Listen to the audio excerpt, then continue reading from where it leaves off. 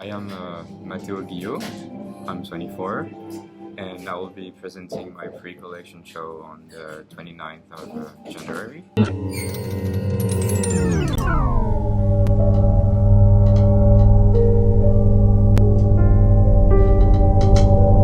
The collection is named Space Adventure, and it is about the future on Earth that might or might not happen, but this is my vision of it, where people use scraps falling from the sky, wasted from other people living in space, and they rework everything.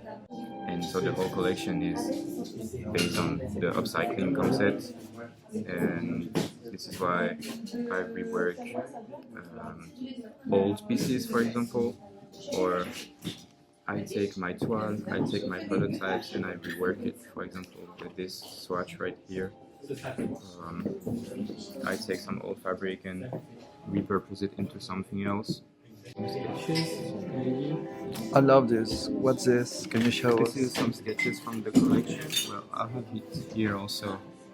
It's we have some different people in this universe. So these are the revolutionary fighters. Here we have like the snipers, the guards, and everything. So I made a whole thing about who they are. They're also more normal in a way, people, and also nomads people who are living with transformable clothing. So there's a whole universe. So what about those boots? Those boots are the shoes I'm wearing right now. Here. But this is without the sheepskin.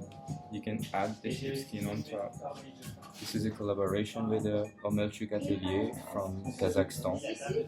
I'm very proud of these shoes. Great shoes. This is actually my first time making shoes, so this is such an accomplishment. This is so cool. There's also other shoes in the collection that will be unveiled after. They were inspired by this whole universe also, and by One Piece, because I'm a fan of manga.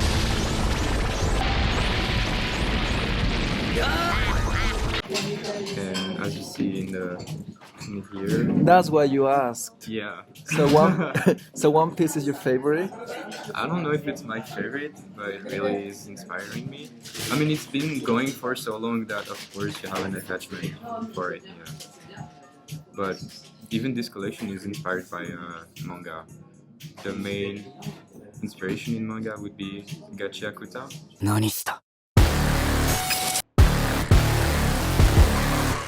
It's a recent one, and when I discovered the manga, the anime, I was like, wow, the theme is actually so the same thing I'm doing, so it's a good inspiration. It was so nice, and now I'm even finding some inspiration there, or thing I'm making I see in the manga. I'm like, wow, that's cool. I interned in Japan for RAW. I was working there for 6 months with Kiniko Morinaga, who was so kind to let me come and help him on the brand. We worked with the fashion week, we worked with everything. That was such a good experience. A lot of work, intense work, because Japanese people are really intense, but such a good experience. And I think they also gave me a taste to how to upcycle, how to reuse materials, because the signature of Henri is patchwork, but they have a very specific patchwork style that they taught me, which was really nice, and now I'm more and more focused into this art of reworking stuff and making patchwork. And of course, I'm doing different patchwork than they are, but it's really nice to find new techniques to recreate from something that already exists. I used to make clothes on object. I mean, that was my graduation theme, and I really want to get back to this. For the last collection I made last year, I didn't do any of these pieces, and it made me super sad because I felt something was missing. But for my graduation, and I want to keep exploring this, drafting on lampshades, and so we had garments that you could have on the lampshade, like use as the lampshade and take it off the lamp and wear it. So this was some exploration right here.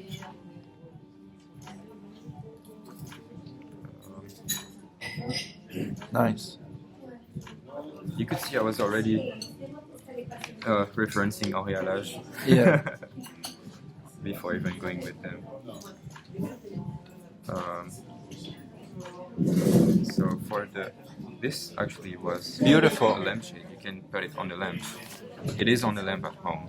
Here you can see it's like a jacket, but then you take it off the lamp. Great. This is the lamp without it. It's actually in my room.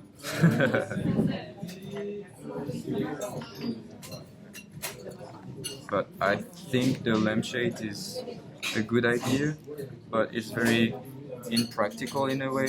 So I'm trying to find new ways to make this happen, like couches or other pieces of interior design, especially for this new collection, because there is a whole population in the lore of this story that lives on Earth, and they are always moving, always in movements on Earth. So they will have the need, to take their belongings and be able to settle a camp and just unsettle and go away if they need. One of my references for that is the work of Hussein Chalayan. He's my favorite designer. I would say top 1 designer, and this has really, really inspired me in the way he works, in the way he transforms clothing, not only on the collection, 2001 collection, I think, where he transformed the garments into like the table and the chairs and stuff, but also all of the other collection. There's something so amazing and so poetical about having the transformation of the clothing, and it's so nice also because a piece of clothing, I think it's kind of boring and too bad for an object to have only one function.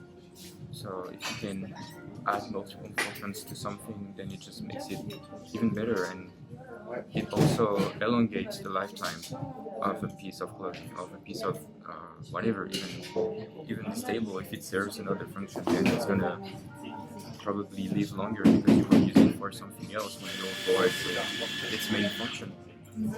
Well, that's the purpose of designing, especially today, 2026, Exactly, yeah. and for the future. Exactly. These are drawings I made with this collection in mind. These are the unselected ones for the collection. Maybe we will reuse it for something else. The transforming into a lampshade thing. I wanted to show you my studio. So I'm still living at my parents'. This is a jacket this is actually this thing I showed you before. That's the jacket I'm working on right now, but I wanted to show you that I'm really reusing all this stuff, and I have so many bags here. This is all bags full of fabric that I'm using. And wait, these are the shoes from the new collection. Leftovers, blah blah blah. Even when I work, for example, I'm making a pair of pencil stuff, I will always keep the scratches to reuse it after and make something else. For example, with these, I keep it, and with the little things I make, gloves or accessories, I will always try to not waste some stuff. And then you see here is the lampshade. Great, that's amazing. So that's the one that you have at Yes. home that you were mentioning before. Yes. Amazing. And one of them we destroyed it because I'm working also. Well, on it's a big collaboration. space that you have at home for your atelier. Yeah, I'm so lucky. Yeah. And Look at this. So these are the pieces that you're presenting the 29. yes, Okay, so can we show this? you show whatever you want. It's okay. Have you worked on digital fashion, like digital wearables, like skins for like some like virtual spaces? Like I wouldn't say metaverse, but yeah. Yes and no, because I work on digital fashion for conception afterwards. I could make digital fashion just for something digital, but that would require more precision on the details. I don't really focus on details when I design on 3D because it's just for me the base and the structure of the clothing, and then I use my projector right here to project the pattern on the wall, and then I just redraw the pattern and make whatever. This is like the sketches from this collection. Right. In my room with the One Piece poster. Right. And What's your sign, Mateo? a sign, like Astrologic. astrology sign. I'm a Libra. What about you? I'm Aquarius. Well, Diane is a Libra. You're balanced. It's also something like I rework with the shoes. Nice. Um, So this is a sneak peek for the event on the 29th, maybe right? it's Mhm. a pants that has 2,000 pieces on it, and I think 2,000 pieces. yes, 2,000, 2000. This is more of bags with fabric inside. This is the technique I learned at Henri, so I wanted to show that, and that's how I started to even deep, dive more into patchworking. This bag had, I think, 2,000 pieces in it. So I want to show you this timeline I made for this upcoming project. I made this timeline and I thought maybe in a few years, like here I wrote 2200, there will be a war between robots and humans, probably. It's not robots like in old movies. It will be something very, like a very evolved being, more than a human being, yeah, I think. Good. So I was thinking when this war happens, elites, like, human elitist people, they migrate to space just to flee this war. And so it will be only these robots being on Earth until I'm bad with numbers in English. 2300. Yeah. And then the robots, like the beings, they leave Earth to go and conquer and wherever in the space, and they just free the human slaves that were still here. So then the Earth is almost empty, but there's only a few humans remaining, and they used to be the slaves, but then they keep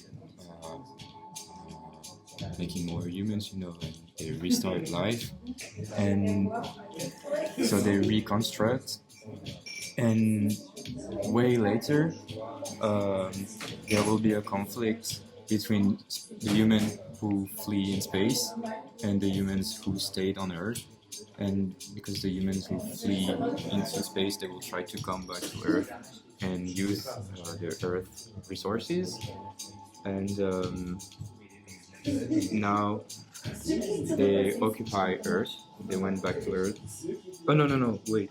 They have a deal with the Earthians to let them live on Earth, and space humans, they stay living in the space, but they can exploit some resources. So this is like a secret agreement, and the time of the collection is where revolutionary people from Earth are trying to get the Earth freedom from all of these people. So that's what I'm showing. It's just before the independence war of the Earth. Also, I forgot to mention, but in the lore, in the story I just explained, people who are living in space, they dump their waste on Earth. So people on Earth, they live and they always rework stuff. They don't live miserably, because they're humans, of course, they have a taste of aesthetics, but because there's a lot of waste and scraps falling from the sky, they always have to use the scraps to remake some stuff and to reimagine and give a new life to wasted products. I started thinking about this collection maybe 1.5 years ago, and the original intention was to make a short film about it because I love cinema, and I thought it would be amazing to have a short film about this. So I called a friend who's a réalisatrice, and she told me, "Oh, for whatever you want to make, it's minimum 30K," and I was like, "Oh, okay, so I'm not gonna make a short film. I'm just gonna make a collection maybe and try to show it in another way because there's always so much ways to show things." So, but it's also a nice thing because it gives me time to build the actual word around this, and I think it's a cool story because you can make multiple collections in the same story because there is a different type of people in my story and different timelines.